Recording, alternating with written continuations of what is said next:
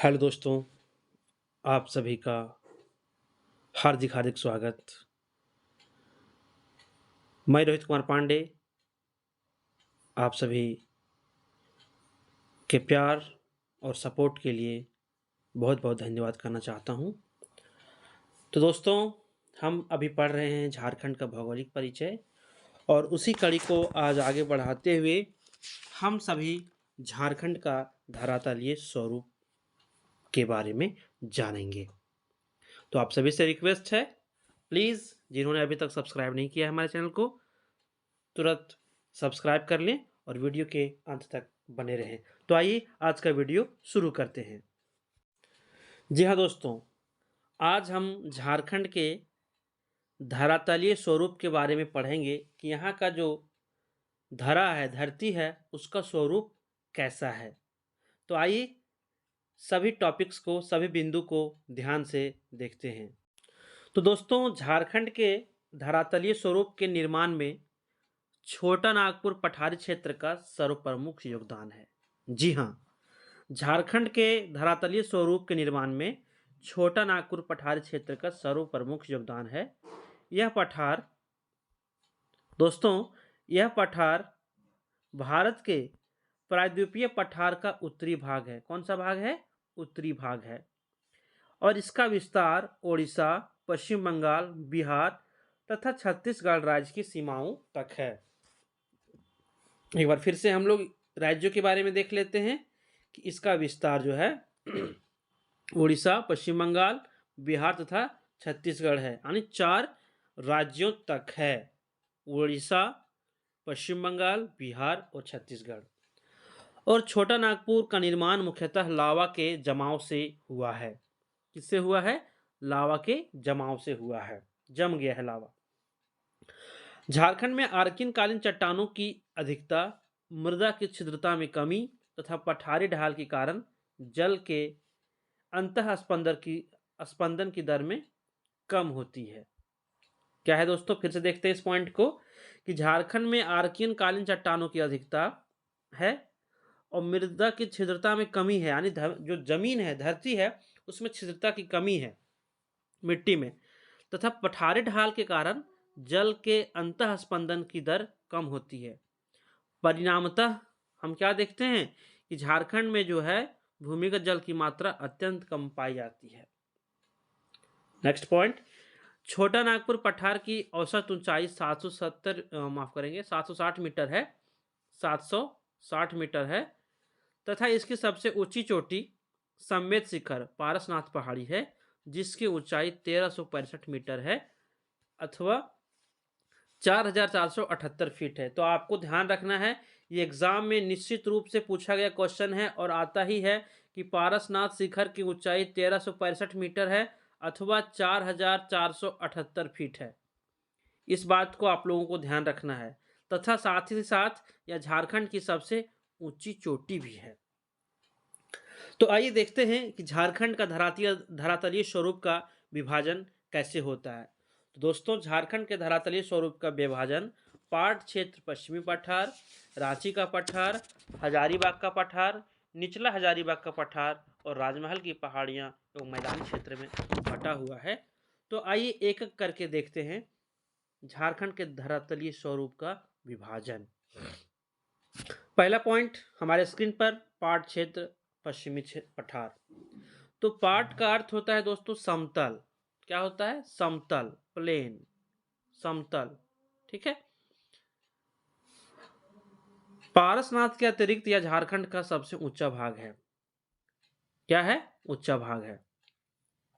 इसका विस्तार रांची के उत्तर पश्चिमी हिस्से से लेकर पलामू जिले के दक्षिणी हिस्से तक है। पाट क्षेत्र की आकृति दोस्तों त्रिभुजाकार है।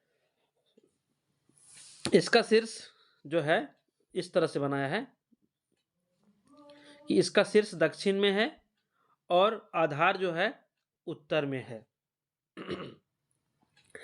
और दोस्तों, इस क्षेत्र का ऊपरी भाग टांड़, ध्यान देना है, बहुत जगह हम लोग सुनते हैं टांड़, टांड़ का, तो इस क्षेत्र का ऊपरी भाग टांड़ कहलाता है और निचला भाग दोन कहलाता है। ठीक है, जैसे सिया टांड़ है ना। तो ऊपरी भाग क्या कहलाता है? टांड कहलाता है और निचला भाग दोन कहलाता है। पाट क्षेत्र की समुद्र तल से औसत ऊंचाई 900 मीटर है और लगभग 3000 फीट है। और झारखंड के 3 सबसे ऊंचे पाट नेतरहाट पाट, जिसकी ऊंचाई 1180 मीटर अथवा 3871 फीट है। सेकेंड है गणेशपुर पाट जो 1171 मीटर है, तथा तीसरा है जनीरा पाट जिसकी ऊंचाई 1142 मीटर है। तो ध्यान रखना है, पहला नेतरहाट पाट, दूसरा गणेशपुर पाट और तीसरा जनीरा पाट यानी NGJ। ठीक है, नेतरहाट, गणेशपुर, जनीरा। पाट क्षेत्र की प्रमुख पहाड़ियां सानू एवं सारऊ पहाड़ी है और पाट क्षेत्र उत्तरी कोयल, शंख आदि नदियों के उद्गम स्थल भी हैं।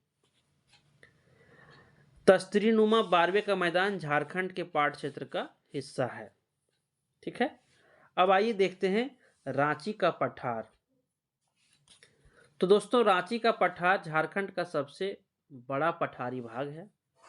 यह समुद्र तल से औसतन 600 मीटर अथवा 1970 फीट की ऊंचाई वाला क्षेत्र है। और रांची की पठार की आकृति चौकोर है। कैसे है? चौकोर है। कैसा है? चौकोर है। बार बार एक ही बात को दोहराइए, कैसा है? तो रांची की चौकोर है।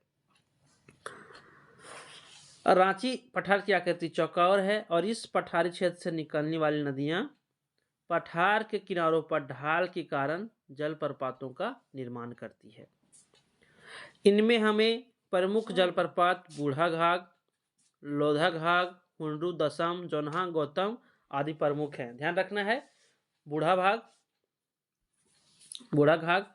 लोधा घाघ, हुंडरू, दसम, जोन्हा। दोस्तों, आपको ध्यान रखना है कि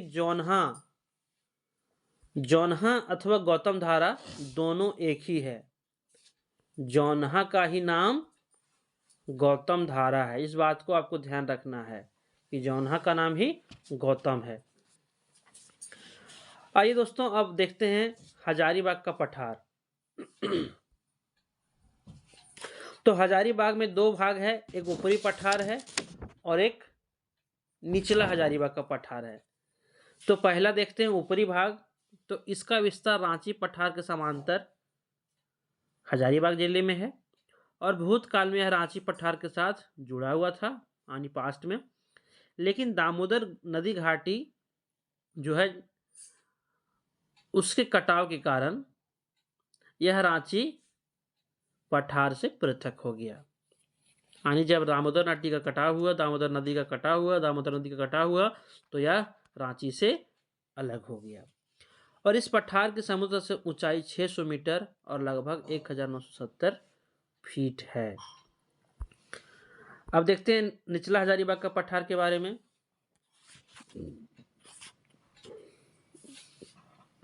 तो यह हजारीबाग जिले के उत्तरी भाग में विस्तृत झारखंड का निम्नतम ऊंचाई वाला पठार क्षेत्र यानी पूरे झारखंड में फैला हुआ है, लेकिन सबसे कम ऊंचाई है। छोटा नागपुर के बाहरी हिस्से में अवस्थित होने के कारण इसे बाह्य पठार भी कहा जाता है। और यह क्षेत्र समुद्र तल से 450 मीटर और लगभग 1476 फीट ऊंचा है।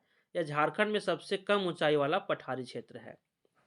इस क्षेत्र में गिरिडीह के पठार पर बराकर नदी की घाटी के निकट पारसनाथ की पहाड़ी स्थित है, जिसकी ऊंचाई आपको ध्यान रखना है, बार बार ध्यान रखना है, 1365 मीटर अथवा 4478 फीट है। और दोस्तों, यह अत्यंत कठोर पायरोक्सी ग्रेनाइट से निर्मित है। निचला हजारीबाग का पठार। आइए अब देखते हैं राजमहल की पहाड़ियां एवं मैदानी क्षेत्र। तो यह असमान, जी हाँ, यह असमान नदी घाटियों एवं मैदानी क्षेत्रों से मिलकर निर्मित हुआ, यानी कि यह समान नहीं है, असमान है, जैसे तैसे है। और यह पठारी क्षेत्र समुद्र तल से औसतन 150 से 300 मीटर ऊंचा है। 150 से औसतन 300 मीटर ऊंचा है। इस क्षेत्र में स्थित राजमहल की पहाड़ी बिहार के कैमूर पहाड़ी तक विस्तृत है। राजमहल पहाड़ी का विस्तार दुमका, गोड्डा, पाकुड़ एवं साहेबगंज जिले तक है। कहाँ? दुमका, देवघर, गोड्डा, पाकुड़, साहेबगंज। DDGPS। राजमहल पहाड़ी क्षेत्र 2000 वर्ग किलोमीटर तक विस्तृत है। इस बात को भी आप सबों को याद रखना है। इस क्षेत्र में नुकीली पहाड़ियों का स्थानीय नाम टोंगरी है। जो नुकीली पहाड़ी है उसका नाम टोंगरी है, तथा गुंबदनुमा पहाड़ी जो है उसका नाम डोंगरी है। यानी ये टी जैसा है